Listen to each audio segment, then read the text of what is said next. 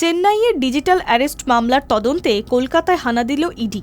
বৃহস্পতিবার একযোগে শহরের 5টি জায়গায় তল্লাশি অভিযান চালায় তারা।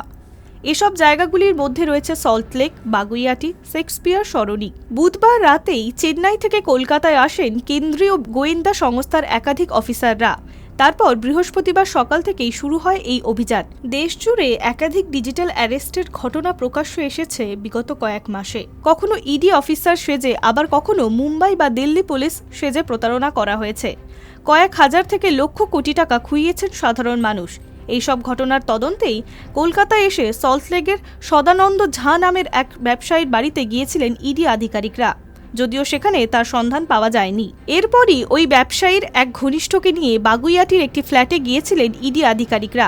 অনলাইন প্রতারণা চক্রের হদিশ পাওয়ার পরই কলকাতায় এই ব্যবসায়ীর বাড়িতে তল্লাশি অভিযান করেছে চেন্নাইয়ের ইডি আধিকারিকরা। মনে করা হচ্ছে, ডিজিটাল অ্যারেস্ট যে ঘটনা ঘটেছে তার সঙ্গে এই ব্যবসায়ী প্রত্যক্ষ বা পরোক্ষ যোগ থাকতে পারে। সম্প্রতি 65 কোটি টাকার দুর্নীতি চক্রে জড়িত সন্দেহ এক যুবককে গ্রেফতার করেছে কলকাতা পুলিশ। যুবকের নামে দেশে অন্তত 300টি সাইবার মামলা রয়েছে বলে জানা গিয়েছে। কলকাতা পুলিশ সোশ্যাল মিডিয়ার এই ঘটনা তথ্য শেয়ার করে সকলকে সাইবার প্রতারণা নিয়ে সতর্ক করেছে। বাঁশদ্রোণীর এক বাসিন্দা সাইবার থানায় অভিযোগ জানিয়েছিলেন যে তার ব্যাংক অ্যাকাউন্ট থেকে 46 লক্ষ টাকা অন্য অ্যাকাউন্টে চলে গেছে। সেই ঘটনার তদন্তে নেমেই বারাসাত থেকে তন্ময় পাল নামের ওই যুবককে গ্রেফতার করে পুলিশ। দেখা যায় তাঁরই অ্যাকাউন্টে ওই 46 লক্ষ টাকা গেছে। এরপর তন্ময়কে জেরা করে তার আরও এক সহযোগীকে গ্রেফতার করে পুলিশ।